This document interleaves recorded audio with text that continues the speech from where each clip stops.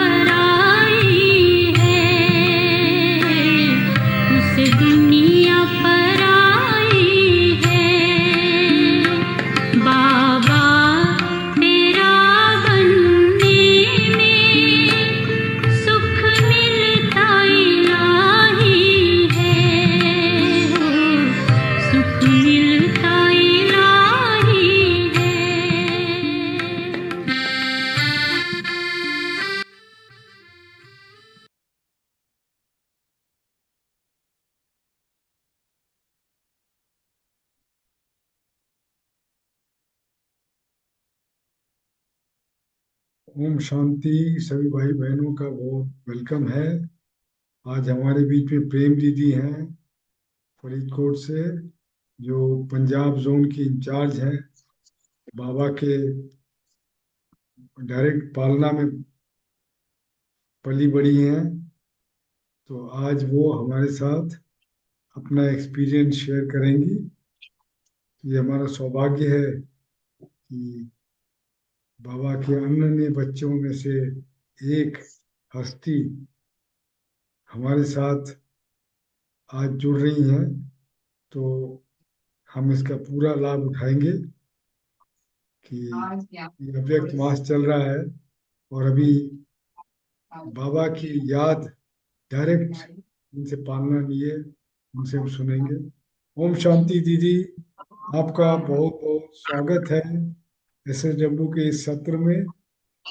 मैं अनुरोध करूंगा दीपक भाई से कुछ शब्द बोले। ओम शांति। दीदी ओम शांति। ओम शांति।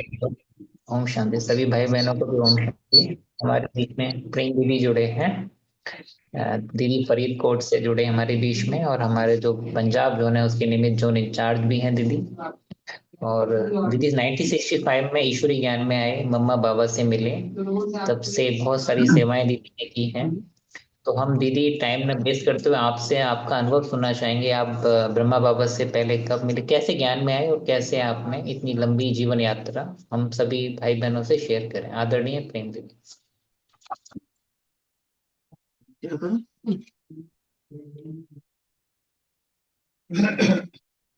ओम शांति। ओम शांति।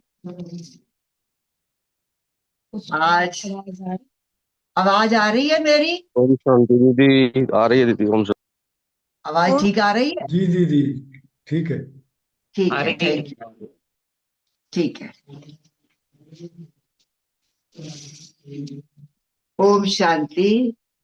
आज मैं आप सब भाई बहनों को मिल रही हूँ जो कि परम पिता परमात्मा भोलानाथ शिव के प्यारे ब्रह्मा बाबा के दुलारे दीदी दादियों के अति स्नेही और सारे दैविक परिवार के नैनों के नूर,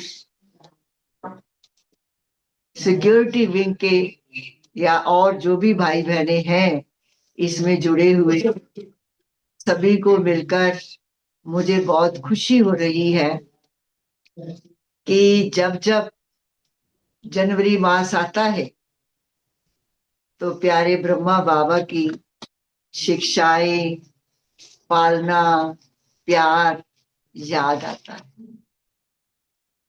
और हम सब भाग्यशाली हैं। आप सब भी जो मेरी बात को सुन रहे हैं, हम सब आत्माएं बाबा की संतान, प्यासी आत्माएं, खोजी आत्माएं पुकार रही थी, याद कर रही थी, दुखी अशांत थी। आज से आप 90 ईयर पीछे चले जाए, वो कौन सा समय था?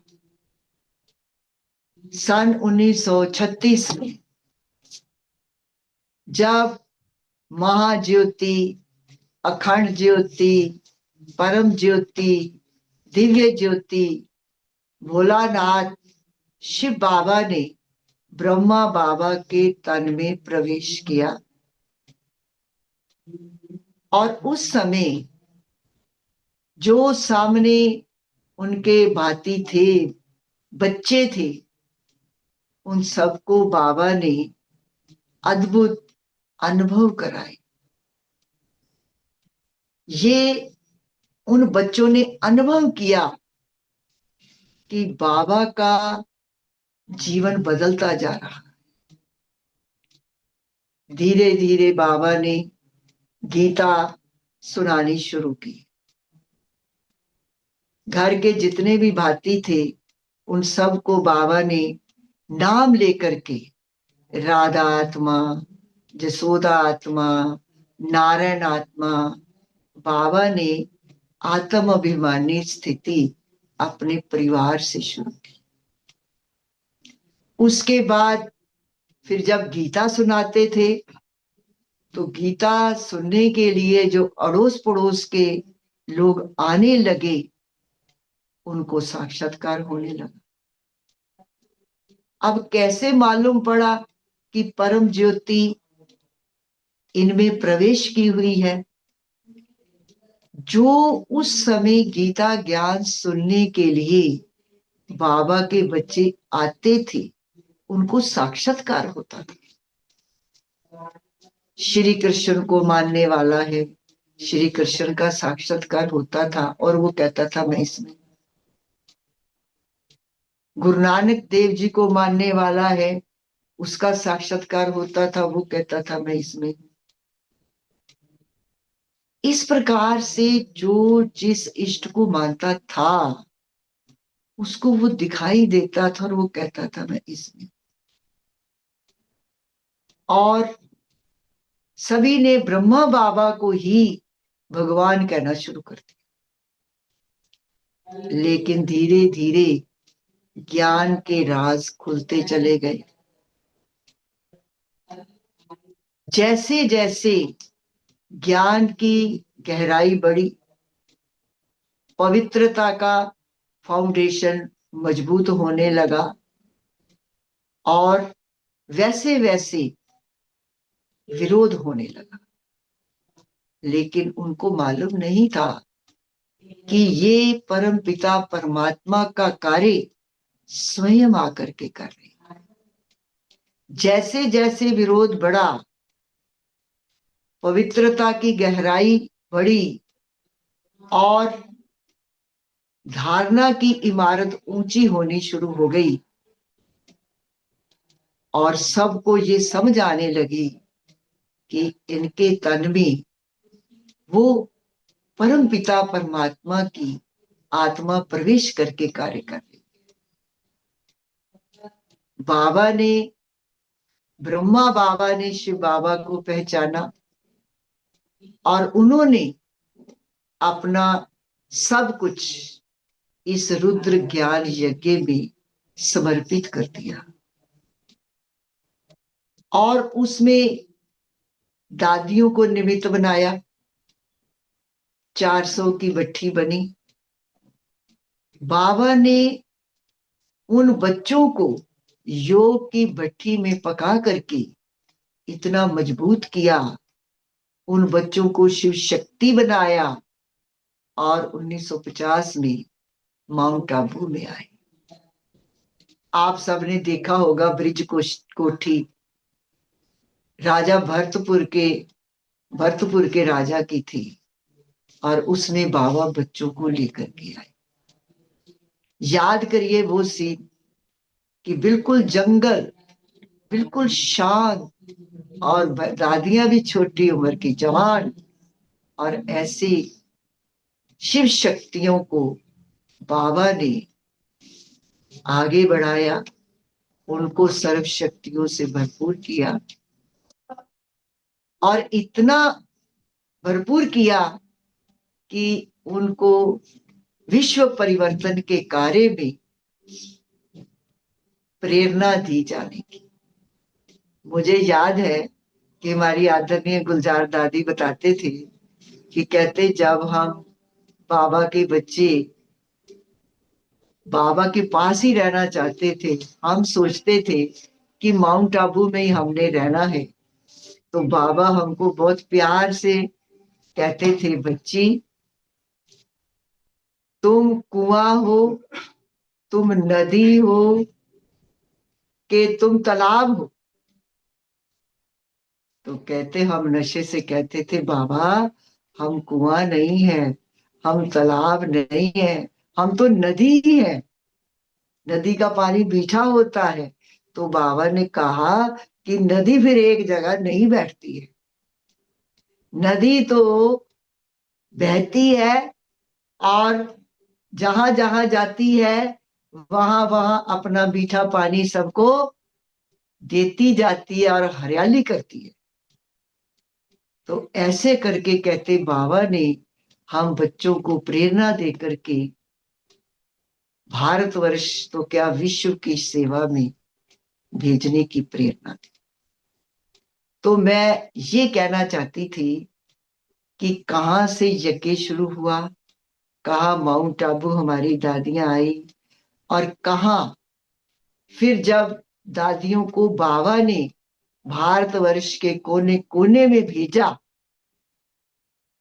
तो हम बहुत एहसानमंद है, ऋणी है दादियों के, कि उन्होंने उस समय सुविधाएं ना होते हुए, स्थूल में किसी भी प्रकार का सहयोग ना होते हुए भी इतनी लगन, इतना प्यार, और दादियों ने जाकर के भारतवर्ष के कोने कोने में सेवा की। अब वो दादियों ने कुर्बानी दी गई, और उसमें से फिर हम आत्माओं की ज्योति जगी। मैं अपना अनुभव शेयर करना चाहती हूं कि 1965 में हम ज्ञान में आए, ब्रह्मा कुमारी संपर्क में आए। बहुत धार्मिक परिवार था, सत्संग, मंदिर, गुरुद्वारा सब जगह जाते थे। ऐसे इसी कड़ी के साथ हमारे घर में एक, हमारे संबंध में एक भाई आया, अमृतसर की बात है, पंजाब में। तो उसने आकर के हमारी माता जी को कहा कि मातेश्वरी जी ऐसे अमृतसर हमारे लॉरेंस रोड आश्रम में आए हुए हैं, क्या आप उनके प्रवचन सुनने के लिए चलेंगे? तो हमारी माता जी धार्मिक विचारों की थी, तो उन्होंने कहा हाँ जरूर चलेंगे। फिर उस भाई ने एक बात पूछी कि अच्छा माता जी ये बताइए कि भगवान कहाँ रहता है? तो माता जी ने कहा कि भगवान तो सब जगह है। तो वहां पर डस्टबिन पड़ा था, तो उस भाई ने कहा कि इस डस्टबिन में भगवान है? तो वो चुप कर गए, वो कैसे कहे, भगवान तो ऊंचते ऊंच है, डस्टबिन में कैसे हो सकता है? तो उनका मतलब मन में बहुत सारे संकल्प चलने शुरू हो गए। तो भाई ने कहा कि आप प्रवचन सुनने के लिए चले। हमारी लौकिक माता जी अमृतसर सेवा केंद्र पर मम्मा के प्रवचन सुनने के लिए गई। और जब वो गई तो मम्मा के दर्शन किए, मम्मा की पर्सनैलिटी, मम्मा की दृष्टि और मम्मा का शांत चित चेहरा बहुत प्रभावित हुआ हमारी माता का मन। और उसके बाद जब प्रवचन हुए तो उसमें तो और भी ज्यादा गहराई में चलती चली। अक्सर जब हमारी लौकिक माता जी ऐसे साधु संत महात्माओं के प्रवचन सुना करते थे तो घर में आके सुनाया करते थे। तो हमने पूछा कि माता जी आज आप क्या सुन करके आए? तो उन्होंने कहा कि आज मातेश्वरी जी के मैंने जो प्रवचन सुने मेरा मन बहुत शांत हुआ, अंदर में जैसे खुशी की लहरें दौड़ गई और बड़ा ज्ञान की बात समझ आई कि मम्मा ने कहा कि कहते हैं बिन हुक्मे झूले नहीं पत्ता, भगवान के हुक्म के बिगैर पत्ता नहीं हिलता। तो क्या भगवान इतना फ्री बैठा है जो पत्ते को कहेगा हिल तो पत्ता हिलेगा, जबकि पत्ते को तो हवा भी हिला सकती है। तो भगवान क्या करता है? फिर आप देखेंगे कि मम्मा बाबा के ज्ञान को बिल्कुल क्लियर करती थी, जिससे दूसरी आत्मा को निश्चय हो जाता था कि वाकई ही ये ज्ञान सत्य है। उसमें मम्मा ने ये बहुत अच्छी पॉइंट बताई उस समय कि देखो भगवान को कहती है कि दुख हरता सुख करता है, भगवान रचयिता है। तो भगवान किस बात का रचयिता है?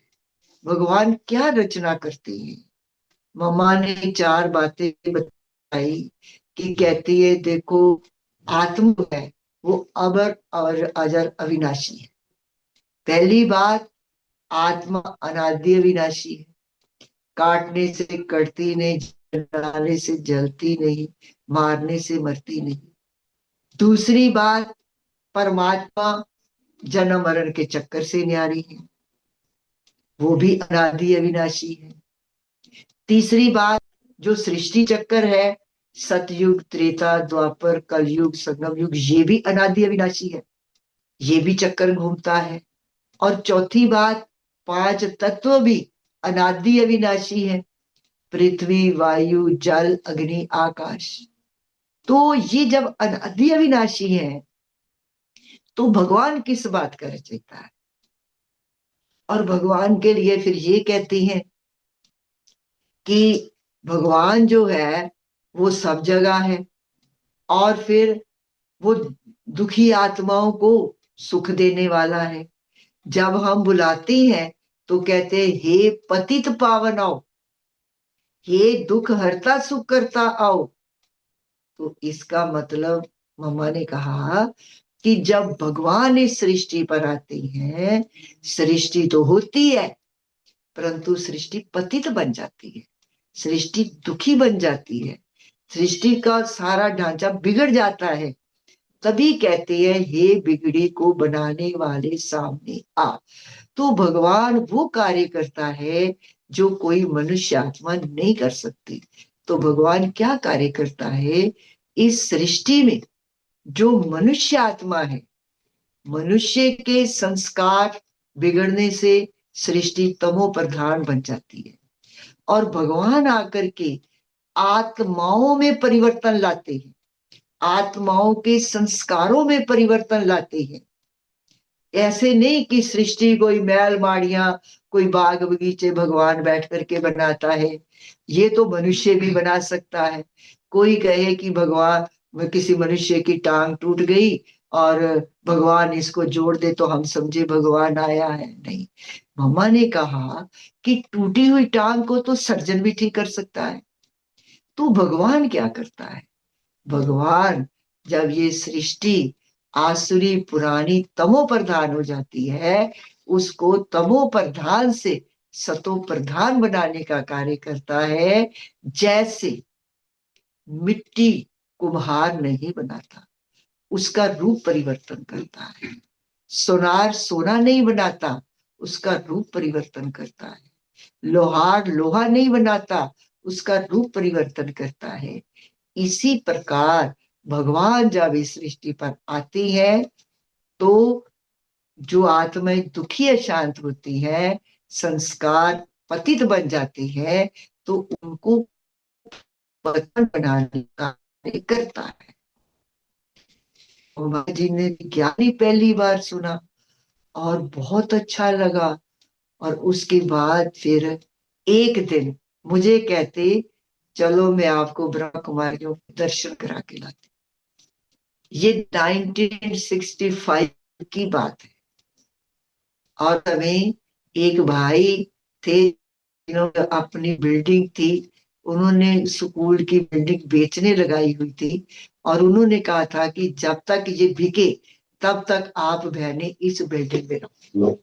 तो उस बिल्डिंग में मैं, दो आश्रम थे, जहाँ मम्मा आए थे वो दूर था और जहां पर मुझे मेरी माता जी लेके गई वो हमारे घर के नजदीक था।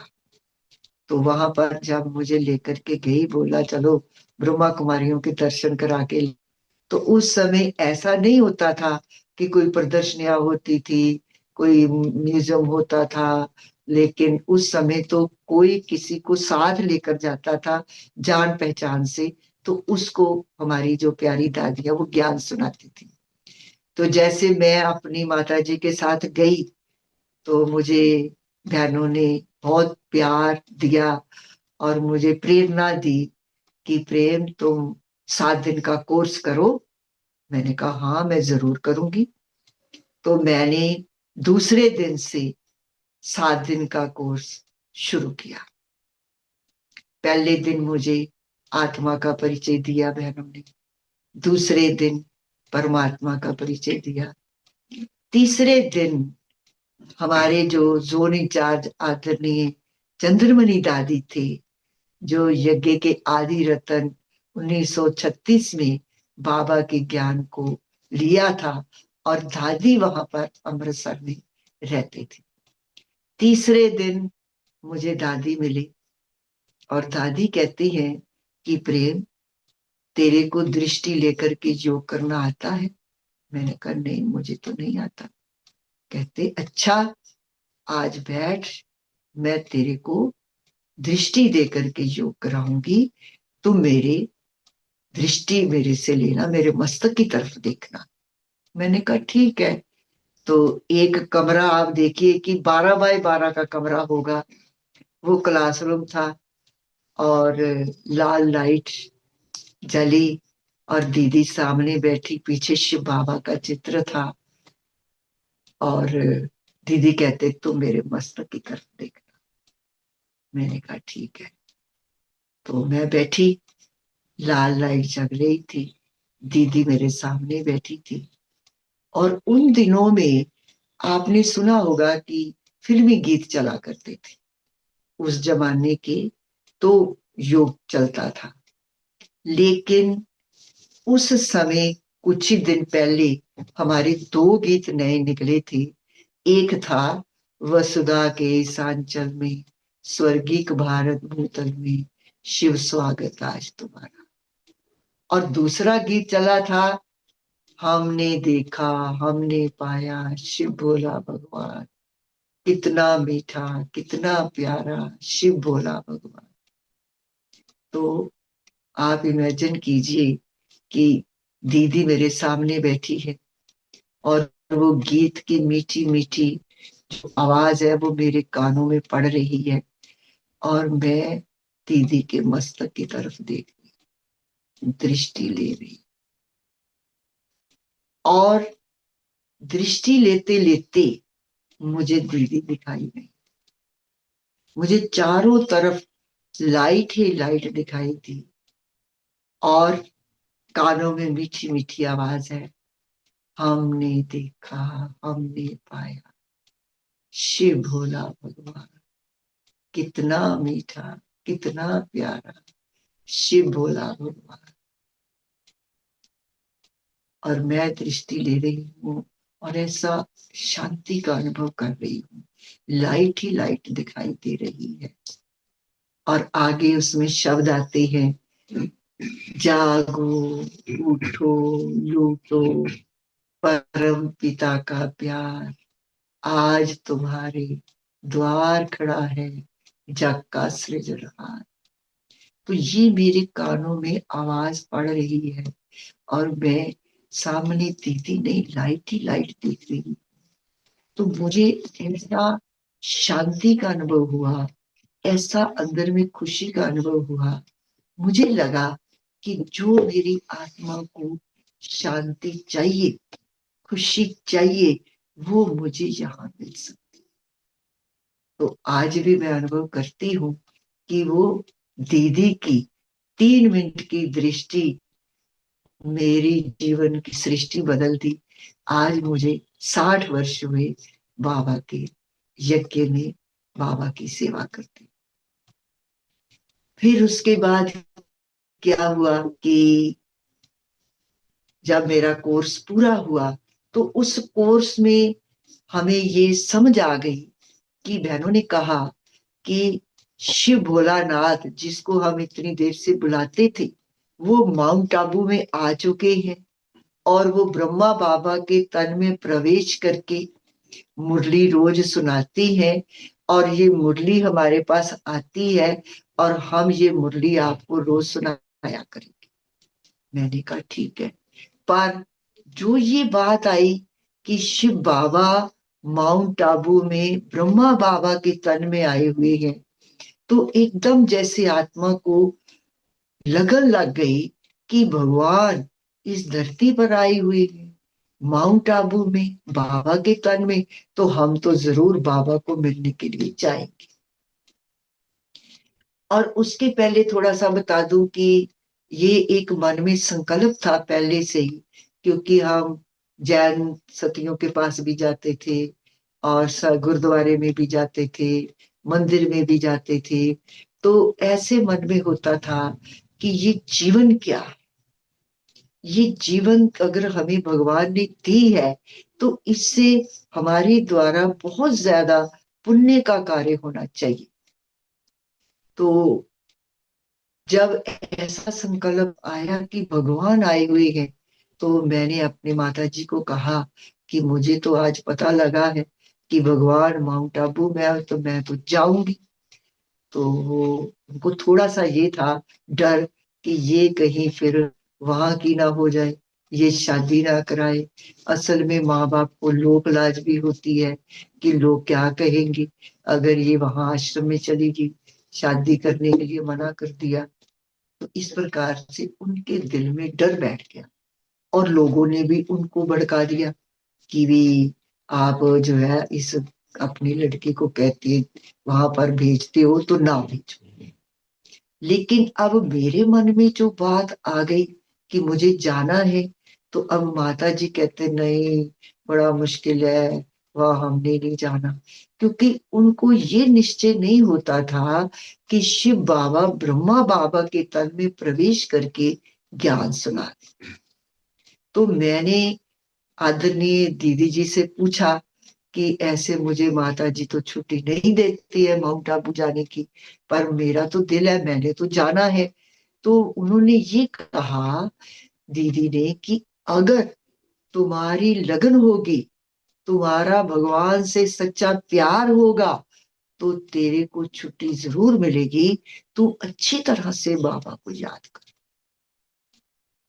तो मैंने और भी ज्यादा बहुत प्यार से लगन से बाबा को याद करना शुरू किया कि बाबा मेरी माता जी की आत्मा को आप टच करो, इनकी बुद्धि में ये डालो कि भगवान ब्रह्मा बाबा के तन में आई है तो ही मुझे छुट्टी देंगे। अब मैं और तो ज्यादा कह नहीं सकती थी, वो जमाना ही ऐसा था। तो मैं बाबा के आगे ये योग लगाती थी कि बाबा आप ही माता जी की बुद्धि को प्रेरणा दो, मैंने तो आपको मिलने के लिए मधुबन में जरूर आना है। तो वही बात हुई कि मैं सुबह योग करती थी और माता जी भी अपनी भक्ति की समाधि में बैठती थी। तो माता जी एक दिन बैठे थे, मैं भी बैठी थी, तो माता जी ऐसे अपनी भक्ति से उठी और मुझे कहती है कि प्रेम जाओ, तुम दीदी को फोन करो कि तुम्हारी सीट माउंट आबू जाने की बुक कराए, पहले तुम होकर आओ फिर मैं जाऊं। फिर माता ने अनुभव सुनाया कि आज जब मैं अपनी भक्ति में बैठी थी तो मेरे को 3 देवता ही दिखाई दिए, ब्रह्मा जी, विष्णु जी और शंकर जी। और ऊपर से जोत आ रही है और वो जोत पहले दूर है, फिर धीरे धीरे धीरे धीरे धीरे धीरे आकर के वो ब्रह्मा बाबा के तन में प्रवेश किया है। तो उनको निश्चय हुआ कि ये जो बहनें कहती हैं कि शिव ज्योति बाबा ऐसे बाबा के तन में आती है, ये बात सत्य है। तो मेरे को छुट्टी मिली, मुझे बोला कि दीदी को फोन करो कि वो आपकी सीट बुक कराए। तो मैं उन दिनों में टेलीफोन भी हर घर में नहीं होता था, हमारे पड़ोस में टेलीफोन था और मैं बीच में जो है वो उठ कर गई और उनको बोला कि ऐसे माता जी ने कहा है कि आप मधुबन के लिए टिकट बुक कराओ। तो दीदी ने बहुत प्यार किया, देखो दादियों ने भी कन्याओं को कितनी लोरी दी है। दादियां कहती कि हाँ तुम तो सचली कोडी है, तुम तो बाबा की सच्ची जोगन है, तू तो बाबा की प्यारी बच्ची है, ऐसे करके दीदी ने भी बहुत प्यार दिया। फिर आप देखिए कि हमारी सीट बुक हो गई। वो समय था जबकि 31 रुपए की रिटर्न टिकट होती थी, 31 रुपए की रिटर्न टिकट होती थी। और जो ये सफेद साड़ी है, ये मैंने संकल्प कर लिया था कि ये तो मुझे यही आजीवन ड्रेस पहननी है। तो इसलिए क्यों नहीं, जब हम भगवान के पास जा रहे हैं, बाबा के पास माउंट आबू जा रहे हैं, तो यही ड्रेस पहनी जाए। तो फिर मैंने, आप देखिए कि एक ड्रेस खरीदी। उस समय देखो 14 रुपए की साड़ी आई और 5 रुपए का पेटीकोट ब्लाउज आया और उसके बाद जो है जो 70 रुपए मिले थे और 31 रुपए की टिकट आ गई और बाकी जो पैसे थे हमने दीदी को दे दिए कि दीदी ये हमको मिला, और अपनी ड्रेस लेकर के हम आश्रम में पहुंच गए। तो उम्र छोटी थी, कभी हम इतनी दूर का सफर नहीं किया था। तो दीदी ने बड़े प्यार से मेरा सारा सामान देखा, फिर उसमें जो कमी पेशी थी वो पूरी की, और लो जी अब हम ट्रेन में चढ़ गए भगवान से मिलने के लिए। अब ट्रेन में भी ऐसी लगन कि हम भगवान से मिलने के लिए जा रहे हैं, इतने हम खुश नसीब हैं। तो फिर हमारी 36 घंटे के बाद सुबह माउंट आबू में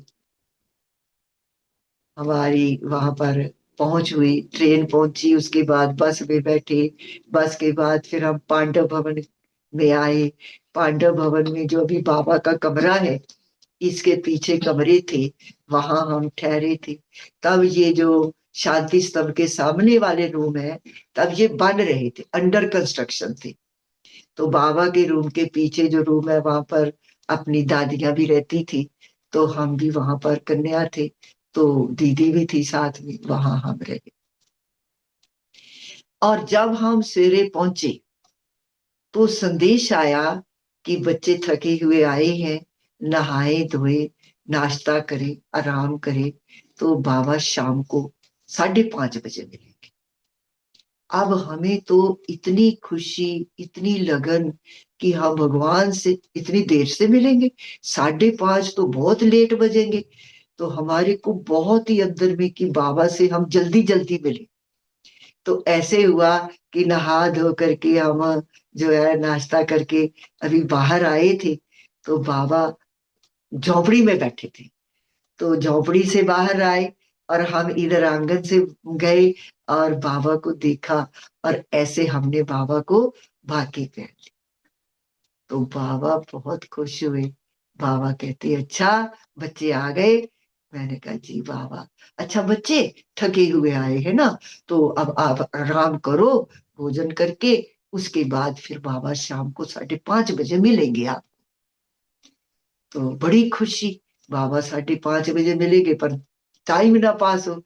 आखिर 5:30 बजे हम लोग हिस्ट्री हॉल में बैठे आकर के, और उन दिनों में लगभग 200 के लगभग भाई बहने सारे भारतवर्ष से आए हुए थे, और ऐसे लगता था कि बहुत बच्चे आ गए हैं। और हर एक बहन जो दादियां थी पार्टी लेकर आई हुई थी। तो हम वहां पर बैठे हिस्ट्री हॉल में। तो सब जब बैठ गए और अंदर में ये कि बाबा से जल्दी मिले, तो फिर जब सब बच्चे बैठ गए, फिर लच्छू दादी, बाबा की ब्राह्मणी थी, बाबा की संभाल करती थी, लच्छू दादी बाबा को लेकर के आई।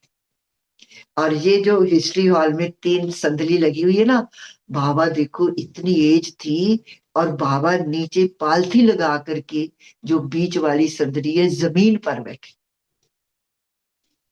और फिर बाबा ने एक एक बच्चे को मिलना शुरू किया। तो आप देखिए कि उस समय हमारी खुशी का पारावार नहीं। और खुशी इतनी कि हम भगवान से मिल रहे हैं इतने समय के बाद। और जैसे चुंबक सुई को खींचती है ना, ऐसे बाबा की एक, जैसे चुंबक सुई को खींचती है, ऐसे हमारे को अंदर में इतना प्यार और इतनी खींच, और आंखों में अश्रुधारा कि बाबा भगवान से हम मिल रहे हैं। और देख रही है बाबा एक एक बच्चे को बुला रही है पार्टी को, बाबा बात कर रही है, मिल रही है। तो उसके बीच में फिर हमारी पार्टी की भी बारी आ गई, और हम भी बाबा के आगे आकर के बैठे। तो बाबा ने बहुत पावरफुल दृष्टि दी और आंखों में अश्रुधारा। और फिर बाबा पूछते हैं बच्चे आगे कब मिले हो? हमने कहा जी बाबा 5,000 वर्ष पहले मिले थे। तो बाबा कहते कौन सा पद पाया था? मैंने कहा बाबा महारानी का। तो मुझे बाबा की वो वाणी याद आ गई। 10-15 दिन पहले बाबा ने मुरली चलाई थी कि 84 जन्मों में फीमेल मेल का भी चोला धारण करती है, और मेल फीमेल का भी चोला धारण करती है। तो मैंने कहा बाबा महारानी का भी पद पाया था और महाराजा का भी पद पाया था। तो बाबा बड़े खुश हुए। बाबा कहते चंद्रमणि दीदी को क्यों, हम घर से गए थे तो घर से तो छुट्टी थी नहीं। तो बाबा कहते बच्ची चंद्रमणि दीदी को कि इस बच्ची का पत्र लाओ माता पिता का, बाबा इसको दूसरे सेवा केंद्र पर बाबा सेवा करने के लिए भेजेगा, ये बच्ची बाबा की बहुत सेवा करेगी। अब आप देखिए कि मेरी 15 वर्ष की उम्र है, और बाबा का उस समय का वरदान कि ये बच्ची बाबा की बहुत सेवा करेगी, वो आज दिन तक याद आता है तो अश्रुधारा प्यार भी आती है कि बाबा जानी जाना हार जानता है। क्योंकि शरीर का तो गुस्सा नहीं है कि 30 साल 40 साल 50 साल 60 साल 70 साल, आज मेरी एज जो है वो 75 ईयर है। तो ये बच्ची इतना इस शरीर में आत्मा रहेगी और मैं इससे सेवा कराऊंगा, ये बाबा जानी जाना हार जानता। फिर बाबा ने जब कहा ये बच्ची बहुत सेवा करेगी, वो आज भी कानों में बाबा के वरदान शब्द गूंजते हैं।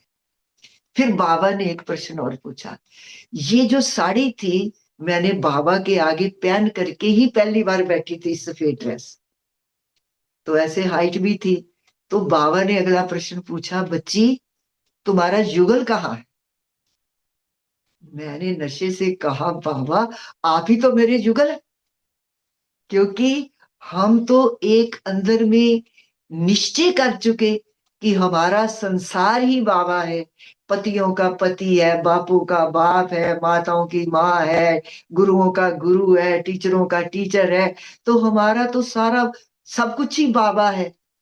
तो ऐसे बाबा ने बहुत प्यार भरी दृष्टि दी।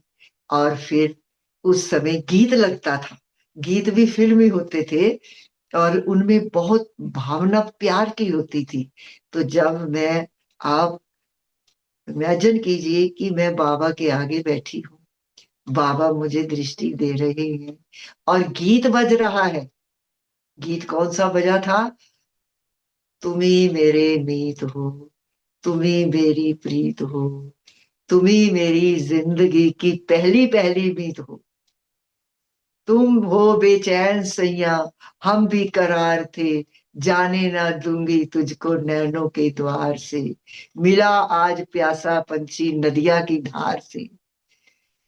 तो ऐसे बाबा ने गोद में बिठाया, बाबा ने टोली दी और बहुत प्यार किया।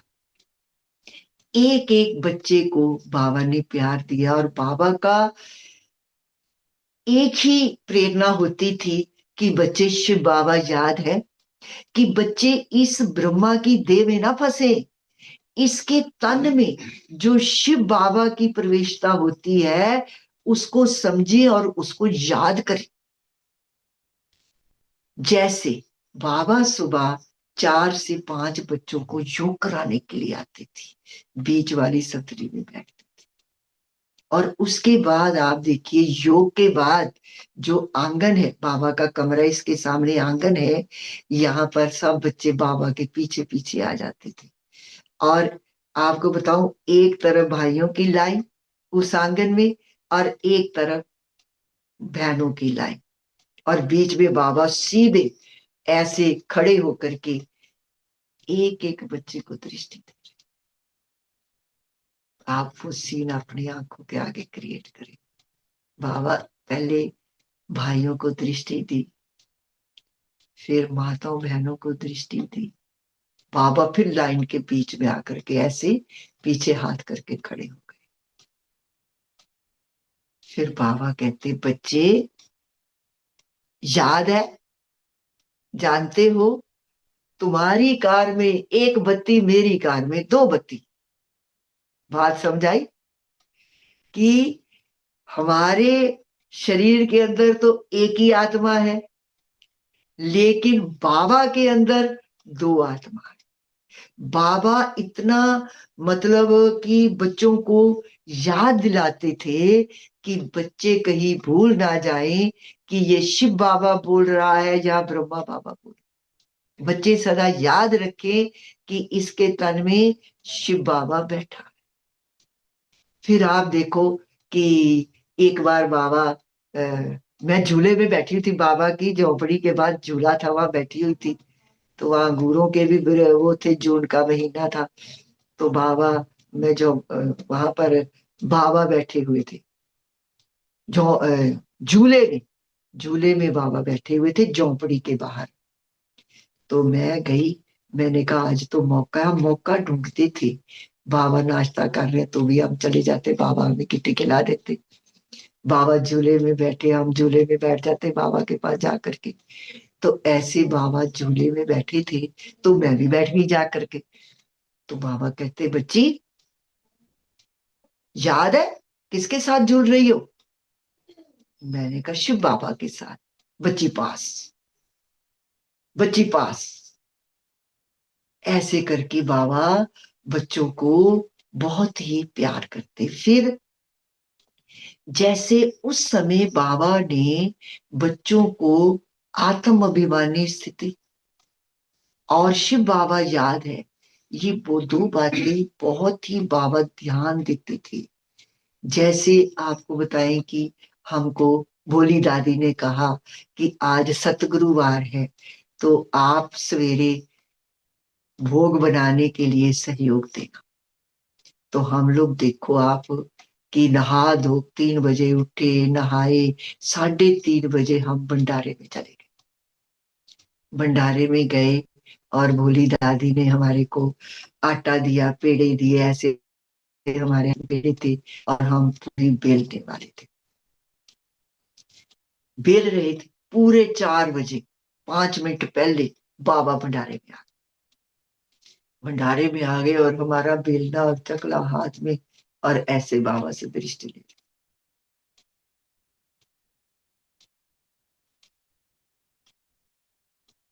बाबा एक एक बच्चे को दृष्टि दे रही है भंडारे। बाबा ने फिर उसके बाद बच्चों को योग कराने के लिए जाना था। फिर दृष्टि देने के बाद बाबा कहते हैं, शिव बाबा की याद में बच्चे भोग बना रहे हो ना? अरे बच्चे, जो ये भोग बनाता है ना, उसकी बड़ी जिम्मेवारी होती है। शिव बाबा की याद में भोग बनाएंगे तो खाने वाले को भी शक्ति मिलेगी। ऐसे बाबा बच्चों को मजबूत करते थे कि बच्चे, जो याद है ये पारे मिसल फिसल जाती है, शिव बाबा को हर समय याद करना है। फिर हमने तो बाबा का बाप के रूप में भी प्यार देखा, टीचर के रूप में भी देखा, सतगुरु के रूप में भी देखा, माँ के रूप में भी देखा। जो कहते हैं ना, भारतवासी, तुम ही हो माता पिता, तुम ही हो बंधु सखा, तुम ही साथी, तुम ही सहारे, वो हमारी आत्मा ने प्रैक्टिकल में अनुभव किया। एक दिन सुबह क्लास मुरली के बाद बाबा कहते, आज बाबा बच्चों को मानी खिलाएंगे। अब मानी खिलाएंगे, बाबा जा करके वहां भंडारे में बैठ गए, पीछे पीछे बच्चे आ रहे हैं। और हमारी जो दादियां थी, बोली दादी, सती दादी, वो पत्थर के कोयले की भट्टी जल रही है। और आप देखिए कि इतनी इतने फुल्का, हमें तो मालूम ही नहीं था मानी क्या होती है। बाबा खिलाएगा, खिलाने का मतलब है कोई खाने वाली चीज है। तो हम, आप देखो इतना प्यार। एक दादी रोटी बना रही है, दूसरी उसको फुला रही है उसके ऊपर, भट्टी के ऊपर, और एक दादी उस पे मक्खन रख रही है और उसमें चीनी पीसी हुई रखी बाबा के हाथ में दे रही है, और बाबा बच्चों के मुंह में डाल रही। खाई आप सभी ने बाबा के मुंह की? हाँ, बाबा, इतने बच्चे थे आप देखो, और बूढ़ा बाबा, और बैठ करके एक एक बच्चे को, सबको बाबा ने अपने हाथ से मुंह में गिट्टी डाली। और आज वो सीन याद करते हैं कि उस लाइन में मैं भाग्यशाली आत्मा भी खड़ी थी कि जिसको भगवान ने अपने हाथों से दृष्टि भी दी, प्यार भी दिया और खिलाया।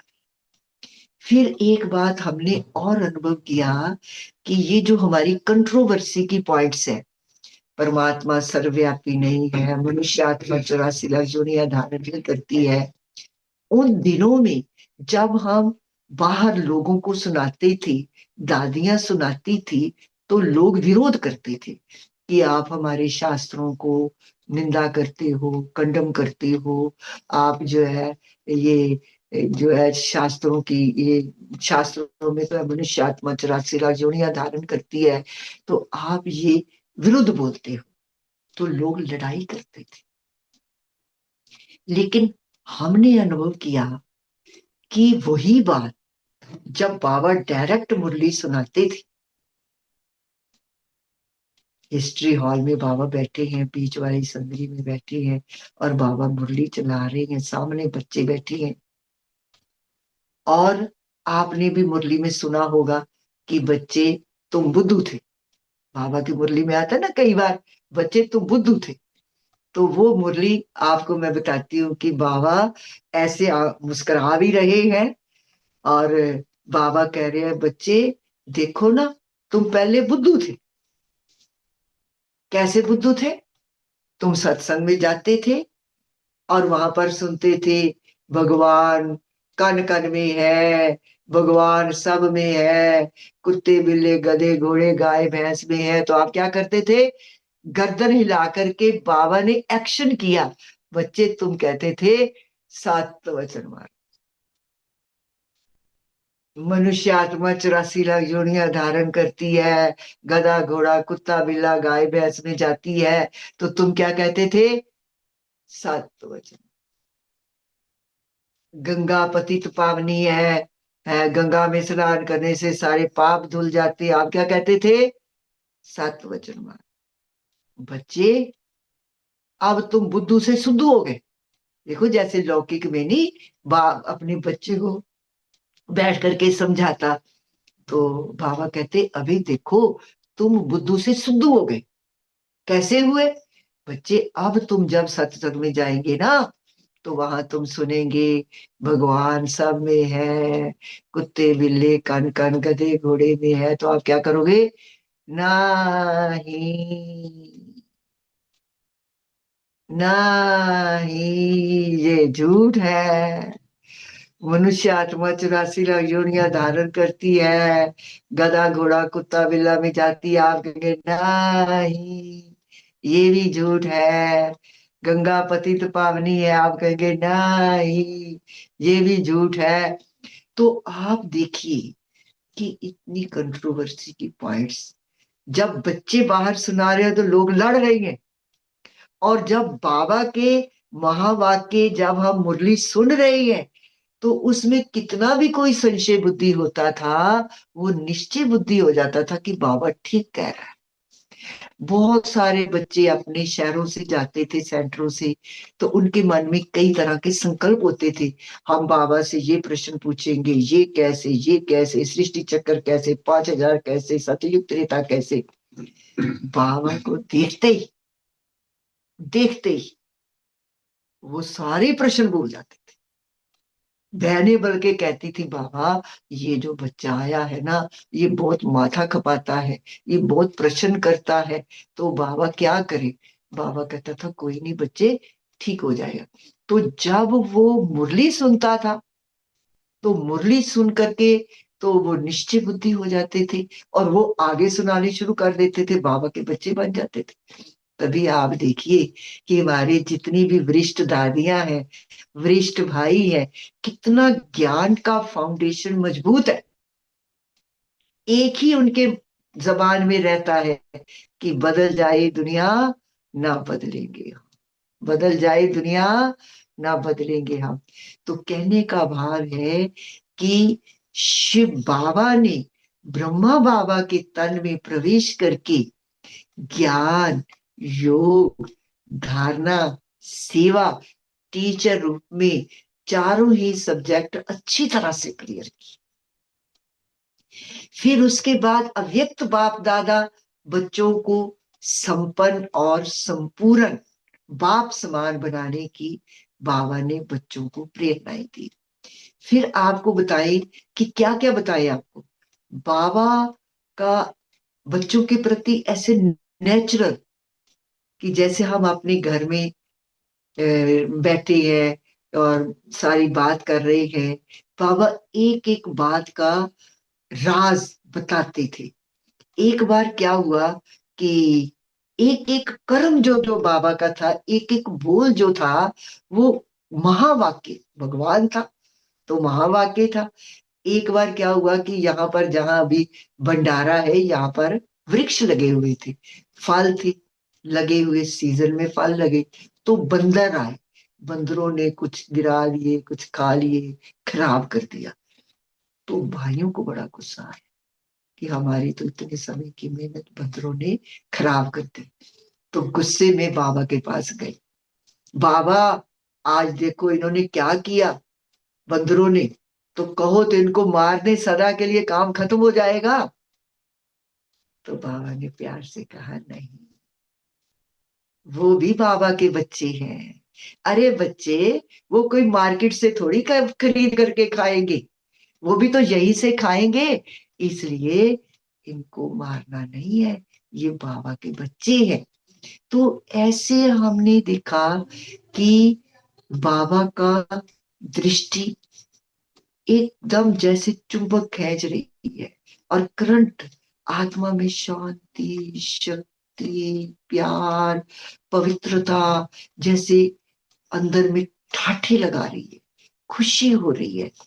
और भी आपको बताएं कि जब बाबा विदाई देते थे तो हम लोगों का दिल नहीं करता था मधुबन से आने को।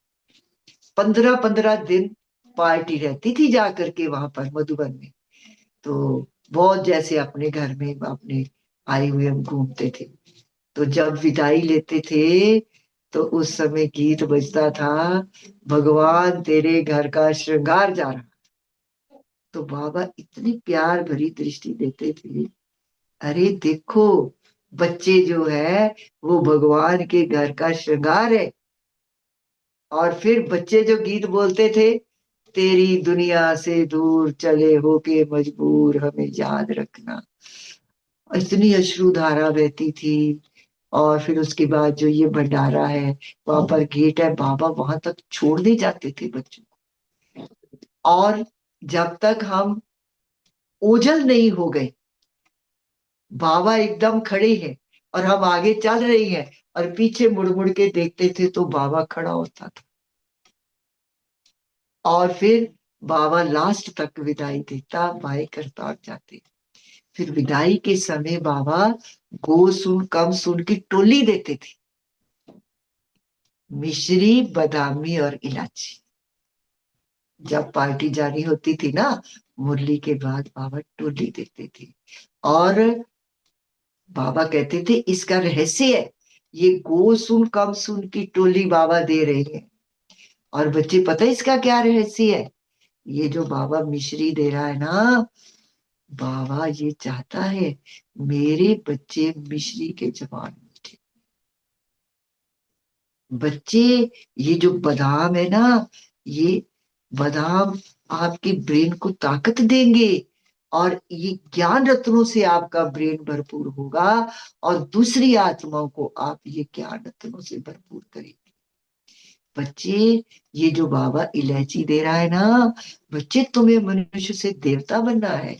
इलायची खुशबू है, तो आप बच्चों में भी दैवी गुणों की खुशबू होगी, तो कितने बाबा के बच्चे बाबा से मिलेंगे और बाबा को प्यार करेंगे। बच्चे, जो आपको शिव बाबा याद दिलाया, बच्चे सबको शिव बाबा याद दिलाना है। ऐसा प्यारा बाबा, ऐसा मीठा बाबा, हाँ? क्या कहे क्या ना कहे। अभी भी जब हम योग में बैठते हैं तो मुझसे पूछते हैं कि दीदी जी आप कैसे योग लगाते हो। मैं कहती हूँ हम योग लगाते हैं, हम तो बाबा को प्यार करते हैं। वो हमारा बाप है, वो हमारा टीचर है, वो हमारा सतगुरु है, वो हमारा सखा है। तो उसको जोड़ लगा के थोड़ी याद करना है, वो तो हमारा नेचुरल है ना। उसके हम संतान हैं, उसके हम बच्चे हैं, खुदा दोस्त है। तो दोस्त तो सदा ही याद रहती। बाबा कहते हैं तुम आशिक हो, मैं माशिक हूं, तो हम तो जन्म जन्मांतर के आशिक हैं, तो आशिक को तो सदा याद रहता है। तो ऐसे करके बाबा की बातें क्या सुनाए और क्या ना सुनाए, बहुत ही प्यार से, बहुत स्नेह से बाबा ने सब बच्चों को पालना दी, और सबको अभी भी पालना दे रहे हैं। वो दिन कहते ना, वो गीत याद करते हैं हम सदा, वो दिन कितने प्यारे थे, ये दिन भी कितने प्यारे हैं। बाबा तब भी साथ हमारे थे, बाबा अब भी साथ हमारे। बाबा ने बच्चों को अभी भी बाबा शक्ति दे रहा है। अव्यक्त बाप दादा कितनी पालना कर रहे हैं। और हमारे ये जो वरिष्ठ भाई बहने हैं, हमारी दादियां हैं, जिनके दिल में बाबा बसा हुआ है, और रोज दिन रात यही प्लान है कि दूसरी आत्माओं की ज्योति कैसे जलाए। वो महान आत्माएं, पूज्य आत्माएं, पूर्वज आत्माओं ने ये सारे विंग्स बनाए, ताकि हर एक वर्ग के पास जाए, कोई बच्चा ऐसा ना रह जाए जिसको बाबा का संदेश ना। ताकि उलहना ना दे कि अहो प्रभु आए, हम आपको मिल नहीं पाए, हमें परिचय नहीं मिला। ये जिन बच्चों को बाबा का परिचय है, जिनका बाबा से प्यार है, उन सबको एक ही मन में लगन लगानी है कि जैसे भगवान ने मेरी ज्योति जगाई, तो मेरी ज्योति से जोत जगाते चलो, प्रेम की गंगा बहाते चलो। तो मेरी ज्योति से अनेक ज्योति जगे और फिर हमारा फिर से भविष्य सतयुग नई दुनिया आएगा। ये हम बच्चों का कर्तव्य है। प्यारे बाबा हम बच्चों को ये प्रेरणा दे रहे हैं कि बच्चे अभी आपको बाप समान बनना है, और आपके मूरत से प्यारे बाप दादा की सूरत नजर आए, आपके नैनों में रूहानियत का नशा हो, आपके चेहरे से सर्व प्राप्तियों की खुशी की झलक हो, आपकी चलन से निश्चय का नशा साक्षात्कार हो। ऐसा बाबा हमारा प्यारा हमसे जी चाहते हैं। बाकी आप सब बाबा के बच्चों को, अपने प्यारे भाई बहनों को मैं नव वर्ष 2026 की बहुत बहुत बहुत मुबारक देती हूँ। मुबारक हो, मुबारक हो, मुबारक हो। नया साल आप खूब भगवान से बिछड़ी हुई आत्माओं को मिलाएं, ऐसी सेवा करें, तन मन धन सब सफल करें। अब नहीं तो कब नहीं, ये मम्मा का महावाक्य हमेशा याद रखे। ओम शांति, ओम शांति।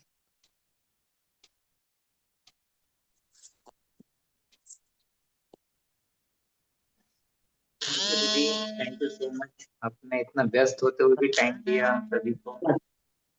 ये आया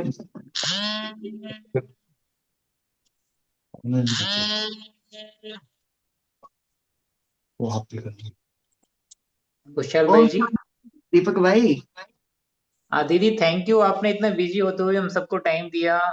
नहीं, ये तो हमारा प्यार है और हमारा कर्तव्य है, बाबा के बच्चों को बाबा की बातें सुनाना, उनसे घनिष्ठ संबंध जोड़ना, प्यारा प्यारा।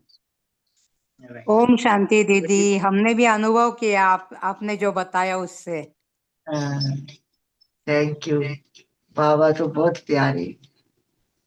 थैंक यू दीदी, हम सब बहुत ही लाभान्वित हुए और हमारा सौभाग्य है कि आपने इतना अच्छा सब रिच एक्सपीरियंस हमारे साथ शेयर किया। बहुत बहुत आप बाबा का धन्यवाद, आपका धन्यवाद। ओम शांति। ओम शांति। दीदी आज तो टाइम हो गया, अभी आपको एक क्लास और करानी होगी। कोई बात नहीं, फिर से क्वेश्चन आंसर भी लेंगे। मिलते हैं। बालकृष्ण भाई भी दीदी आए थे ना आपसे मिलने के लिए, आप मिल नहीं पाए थे बालकृष्ण। ओम शांति दीदी, ओम शांति। ओम शांति दीदी, ओम शांति। ओम शांति। ओम शांति दीदी, ओम शांति। ओम शांति। दीदी एक मेडिटेशन सॉन्ग के साथ बाबा को याद करते हुए पूरा करते हैं। कुशल भाई जी गीत लगा दीजिए। जरूर जरूर।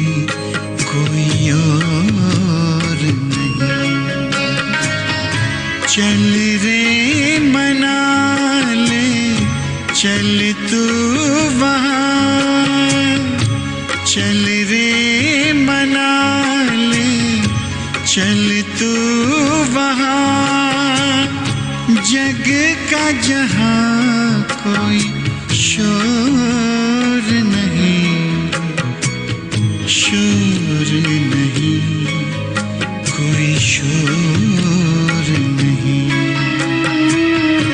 एक मेरा मनमीत जहां,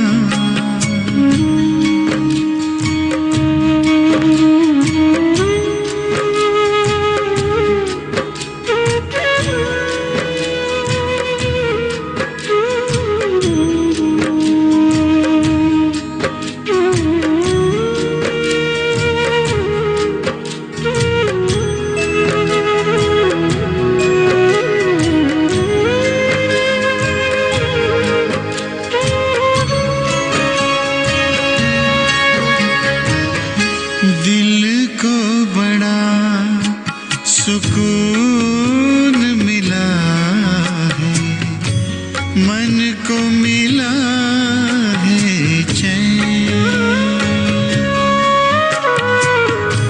दिल को बड़ा सुकून मिला है, मन को मिला है चैन।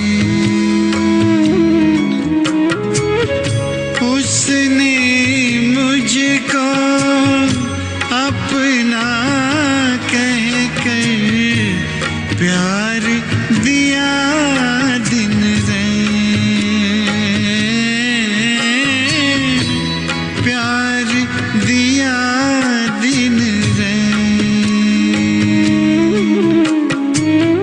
सुख बरसाए दिल को लुभाए, सुख बरसाए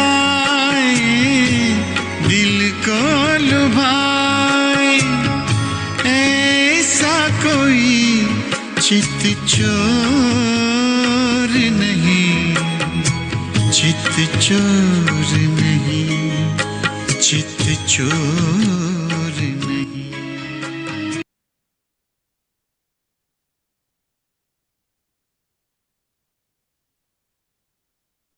thank you Baba, thank you दीदी। ओम शांति।